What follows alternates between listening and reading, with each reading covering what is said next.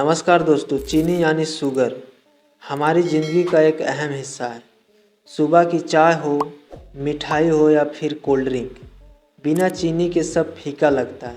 लेकिन क्या आपने कभी सोचा है कि ये सफ़ेद दाने जिन्हें हम चीनी कहते हैं, आखिर गन्ने से कैसे बनते हैं? दोस्तों, आज के इस वीडियो में हम जानेंगे चीनी का इतिहास, इसकी बनने की प्रक्रिया और कुछ रोचक फैक्ट। तो चलिए शुरू करते हैं।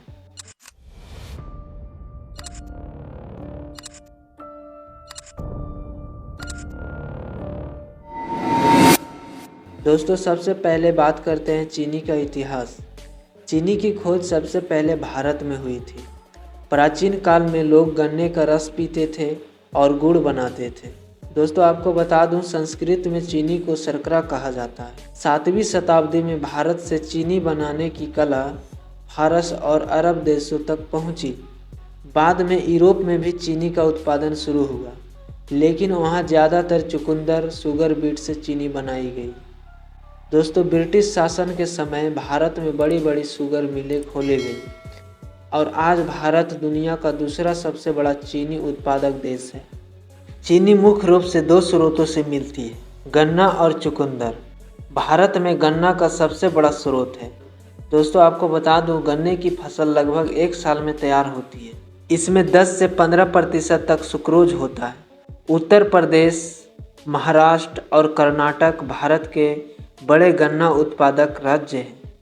दोस्तों, गन्ने की कटाई के बाद उसे तुरंत मिल तक पहुंचाना जरूरी है, क्योंकि अगर रस सूख गया तो उससे चीनी की गुणवत्ता कम हो जाती है। उसके बाद शुगर मिल में बड़े बड़े क्रशर मशीन से गन्ने को दबाया जाता है और मीठा रस निकाला जाता है।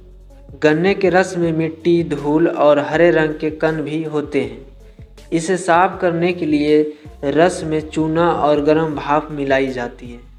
इस प्रक्रिया को शोधन कहा जाता है। इसके बाद रस सुनहरे रंग का हो जाता है।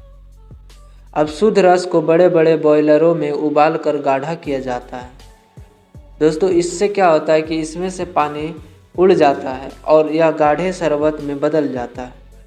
उसके बाद गाढ़े शरबत को ठंडा किया जाता है, जिससे क्या होता है, इसमें चीनी के क्रिस्टल यानी दाने बनने लगते हैं।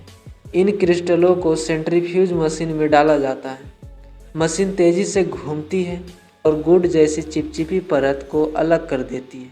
उसके बाद क्या होता है, क्रिस्टल को सुखाया जाता है और फिर बड़े बड़े बैग और पैकेट में पैक कर दिया जाता है। यही चीनी हमारी रसोई और बाज़ार तक पहुंचती है। दोस्तों, चीनी से जुड़े कुछ इंटरेस्टिंग फैक्ट के बारे में बता दूं।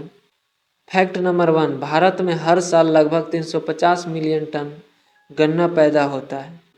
फैक्ट नंबर 2, दुनिया में भारत और ब्राज़ील सबसे बड़े चीनी उत्पादक देश हैं। फैक्ट नंबर 3, गन्ने से सिर्फ चीनी ही नहीं बल्कि गुड़, शीरा, एथेनॉल और बिजली भी बनाई जाती है।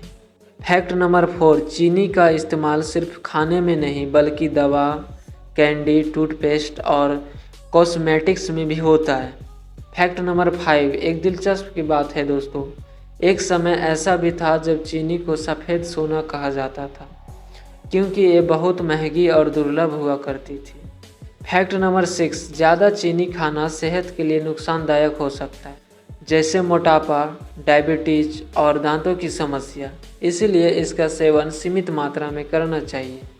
तो दोस्तों, अब आप जान गए होंगे कि गन्ने से लेकर आपकी रसोई तक चीनी का सफ़र कितना लंबा और रोचक है। अगली बार जब आप चाय पिएं या मिठाई खाएं तो याद रखिए कि उस एक चम्मच चीनी के पीछे कितनी मेहनत और टेक्नोलॉजी छिपी है। अगर आपको यह वीडियो पसंद आई हो तो लाइक, शेयर और चैनल को सब्सक्राइब ज़रूर कीजिए।